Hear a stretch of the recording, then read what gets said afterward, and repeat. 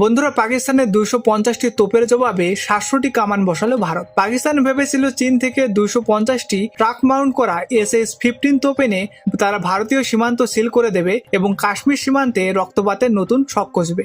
কিন্তু ভারতের প্রতিরক্ষা মন্ত্রক এমন এক নিঃশব্দ জবাব দিয়েছে যে যা গোটা সীমান্ত জুড়ে পাকিস্তানের বুক কাঁপিয়ে দিয়েছে। ইসলামাবাদ যখন 250টি তোপের গর্জন শোনানোর চেষ্টা করছিল, ভারতীয় সেনা তখন রাজস্থান থেকে লাদাখ পর্যন্ত বসিয়ে দিয়েছে 700টিরও বেশি মরণঘাতী দেশীয় এবং আধুনিক কামান। আর এর মধ্যেই ভারতের গবেষকরা এমন এক বিশ্ব রেকর্ড গড়া প্রযুক্তি আবিষ্কার করে ফেলেছেন যা চীনের বিজ্ঞানীদের ঘুম উড়িয়ে দিয়েছে। পাকিস্তানের সেনা শাসকরা হয়তো ভুলে গেছেন যে 21 শতকের ভারত আর অতীতের প্রতিরক্ষামূলক অবস্থানে থাকা কোনো দেশ নয়। তারা যখন চীনের তৈরি সস্তা অস্ত্রের উপর ভরসা করে সীমান্তে হুঙ্কার ছাড়ছিল, তখন ভারতের মাটি থেকে জন্ম নিয়েছে বিশ্বের সবচেয়ে মারাত্মক আর্টিলারি সিস্টেম। এই ভিডিওটি সম্পূর্ণ দেখলে আপনারা বুঝতে পারবেন কিভাবে আমাদের বিজ্ঞানীরা আর জওয়ানরা মিলে প্রতিপক্ষের প্রতিটি চালকে তাদের জন্য মরণ ফাঁদে পরিণত করেছে। পাকিস্তানের সেনাপ্রধান জেনারেল আসিম মুনির এখন এক ভীষণ রাজনৈতিক এবং অর্থনৈতিক চোরাবালিতে আটকে আছেন। দেশের ভেতরে বালুচ লিবারেশন আর্মি এবং টিটিপির হামলায় প্রতিদিন তাদের সেনা জওয়ানদের আত্মহুতি দিতে হচ্ছে। আর অন্যদিকে যখন দেশের সাধারণ মানুষ খাদ্যাভাব এবং আর্থিক সংকটের জন্য রাস্তায় নেমে এসেছে, তখন শাসন ক্ষমতা টিকিয়ে রাখার একমাত্র ফর্মুলা হলো ভারতের সন্ত্রাসী হামলা করানো এবং সীমান্তে উত্তেজনা বাড়ানো। ঠিক এই উদ্দেশ্যেই পাকিস্তান চীন থেকে কেনা 250টি SS ট্রাক মাউন্ট করা হাউইটজার কামান উত্তর থেকে দক্ষিণ পুরো সীমান্ত জুড়ে মোতায়েন করেছে। সাধারণ মানুষ যখন শুনে পাকিস্তান 250টি কামান এনেছে, তখন মনে হয় এটি অনেক বড় কৌশলগত পদক্ষেপ। কিন্তু সামরিক দৃষ্টিকোণ থেকে এর পেছনের আসল রহস্যটি একেবারেই অন্যরকম। চীনের রাষ্ট্রায়ত্ত সংস্থা নরিনকোর দ্বারা তৈরি SS-15 তোপগুলো মূলত ট্রাকের উপর বসানো এক ধরনের দ্রুত নড়াচড়া করতে পারা কামান। এদের প্রধান শক্তি বলা হয় শুট অ্যান্ড স্কোট, অর্থাৎ একটি নির্দিষ্ট স্থান থেকে ফায়ার করার পর প্রতিপক্ষ পাল্টা আক্রমণ করার আগেই ট্রাক চালিয়ে অন্য জায়গায় পালিয়ে যাওয়া।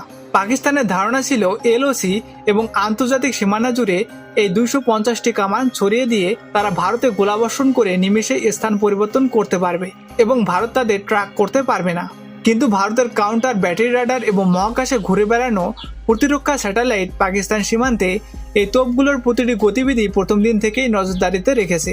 পাকিস্তান ভাবতেও পারেনি যে তাদের এই চীনা প্রযুক্তির আসল সীমাবদ্ধতা কোথায়। চীনা অস্ত্রের ইতিহাস বরাবরই চমকপ্রদ বিজ্ঞাপনে ভরা, কিন্তু যুদ্ধের ময়দানে তা প্রায়শই ব্যর্থ প্রমাণিত হয়।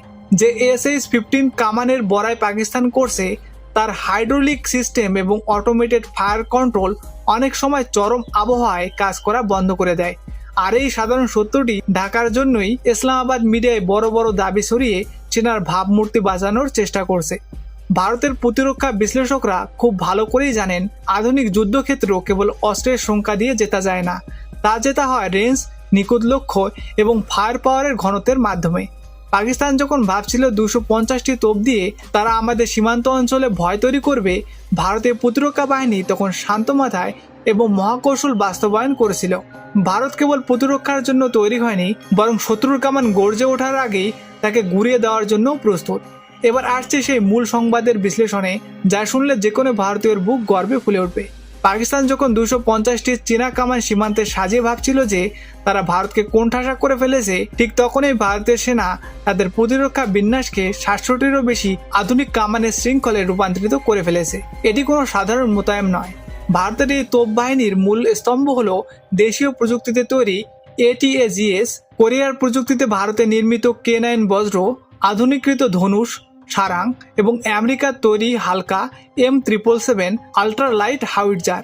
আসুন এবার খুব সহজ ভাষায় বোঝা যাক। ভারতের সেনা ঠিক এমন এক ঘুঁটি চলেছে যে কারণে পাকিস্তানের সেনাপ্রধান থেকে শুরু করে বেজিংয়ের যুদ্ধবিদ্যা পর্যন্ত বিভ্রান্ত হয়ে পড়েছে। প্রথমত, পাকিস্তান যে SS-15 কামান নিয়ে লাফাচ্ছে, তার সাধারণ গোলাবারুদ দিয়ে আঘাত হানার দূরত্ব হলো 30 থেকে 40 কিলোমিটার। বিশেষ ধরনের রকেট অ্যাসিস্ট্যান্ট গোলা ব্যবহার করলে তার সর্বোচ্চ 53 থেকে 72 কিলোমিটার পর্যন্ত যেতে পারে।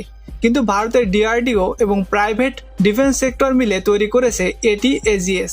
সহজ শব্দে ATAGS হলো 155 মিলিমিটার এবং 52 ক্যালিবারের এমন এক শক্তিশালী কামান যা সাধারণ গোলা দিয়ে 48 কিলোমিটার বেশি দূরত্বের লক্ষ্যবস্তু নিখুঁতভাবে ধ্বংস করতে পারে।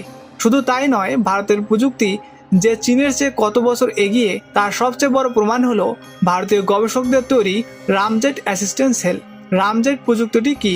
সহজ কথায় বললে একটি কামানের গোলার পেছনে যদি একটি ছোট ইঞ্জিন লাগিয়ে দেওয়া হয়, তবে গোলাটি ফায়ার পাওয়ার পর বাতাসের অক্সিজেন ব্যবহার করে নিচ থেকে আরো বেশি গতি এবং দূরত্ব অর্জন করে। ভারতের এই রামজেট প্রযুক্তি যখন ATAGS বা K9 বজ্র কামানে ব্যবহার করা হয়, তখন তার রেঞ্জ বেড়ে যায় 70 থেকে 80 কিলোমিটারের কাছাকাছি। অর্থাৎ পাকিস্তান সীমান্তের উপরে বসে ভাবছে তার নিরাপদ, অথচ আমাদের জওয়ানরা ভারতের সীমান্ত রেখার বহু ভিতরে বসেই তাদের ঘাঁটিতে নিখুঁতভাবে আক্রমণ চালাতে সক্ষম। পাকিস্তানের দ্বিতীয় সমস্যা হলো আমাদের K9 বজ্র সেলফ প্রোপেড হাউইটজার। এই কামানটি কোনো সাধারণ ট্রাকের উপর বসানো হয় না। এটি সম্পূর্ণ সজয় ট্রাকের উপর ট্রাকযুক্ত একটি স্বয়ংক্রিয় তোপ, যা মরুভূমি থেকে শুরু করে লাদাখের হাড় কোপানো বরফাবৃত পাহাড়ের সমান দক্ষতায় চলতে পারে। এর ভেতরে বসে থাকা জওয়ানরা সম্পূর্ণ সুরক্ষিত থাকেন। 1 মিনিটে একাধিক মরণঘাতী গোলাবর্ষণ করতে পারে এবং এর ফায়ারিং কম্পিউটার এতটাই উন্নত যে গোলার গতিপথ নিজেই সামলে নেয়। পাকিস্তানের ট্রাক মাউন্ট করা তোপ যেখানে কাঁচা রাস্তায় আটকে যাওয়ার ঝুঁকিতে থাকে, সেখানে ভারতীয় K9 বজ্রযানের পথ আটকানো অসম্ভব।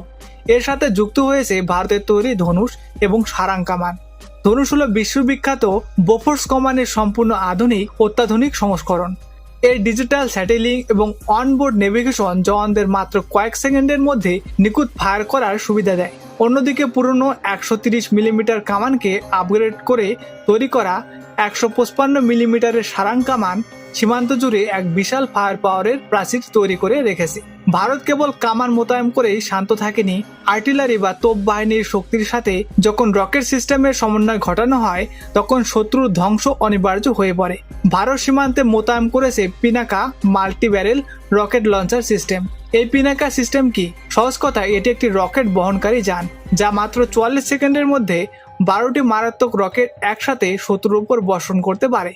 এর গাইডেড রকেট রেঞ্জ 90 থেকে 120 কিলোমিটার। অর্থাৎ চীনের তৈরি SS কামান যদি ফায়ার করার চেষ্টা করে, তবে ভারতের কাউন্টার ব্যাটারি রাডার কয়েক মিলিসেকেন্ডের মধ্যে তার অবস্থান চিহ্নিত করবে এবং পিনাকা বা ATGS থেকে পাকিস্তান তোপকে গুড়িয়ে দেবে।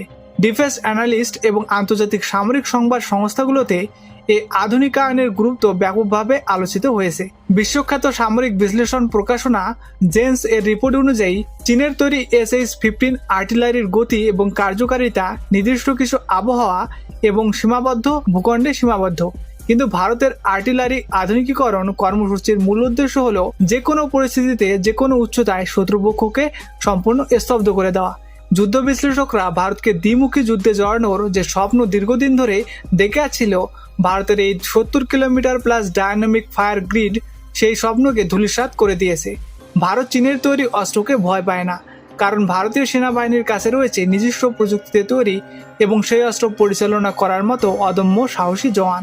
আমাদের সামরিক ইতিহাস সাক্ষ্য দেয় যে ভারত কখনো কোনো দেশের জমি দখল করার জন্য আক্রমণ করেনি, কিন্তু যখনই ভারতীয় সীমান্ত সুরক্ষা বা সার্বভৌমত্বের উপর আঘাত এসেছে, ভারতীয় সেনার তোপ শত্রুর বুকে বজ্রপাতের মতো আছড়ে পড়েছে। 1999 সালের কার্গিল যুদ্ধেই হোক বা পরবর্তী সময়ে সীমান্ত সংঘর্ষে, ভারতের তোপখানায় যুদ্ধের ফল নির্ধারণ করে দিয়েছে। আর আজ 2026-এ দাঁড়িয়ে ভারতের কাছে যে আর্টিলারি প্রযুক্তি রয়েছে, তা আগের যে কোনো সময়ের চেয়ে বহুগুণ বেশি আধুনিক, সুসংহত এবং ধ্বংসাত্মক। আসিম মুনির এবং পাকিস্তানের সেনার বোঝা উচিত যে সস্তা চীনা ঋণে কেনা 250টি তোপ এনে ভারতের শক্তিশালী প্রতিরক্ষা ব্যবস্থাকে চ্যালেঞ্জ করা তাদের চরম ভুল সিদ্ধান্ত ছিল। ভারত সীমান্ত জুড়ে যে 700টিরও বেশি তোপ ও রকেট ব্যবস্থার সমন্বিত নেটওয়ার্ক তৈরি করেছে, তা কেবল প্রতিরক্ষার জন্য নয়, বরং পাকিস্তান যদি একটি ভুল পদক্ষেপও নেয়, তবে তাদের পুরো ফ্রন্টলাইন আর্টিলারি কাঠামোকে চিরতরে মুছে দেওয়ার জন্য প্রস্তুত।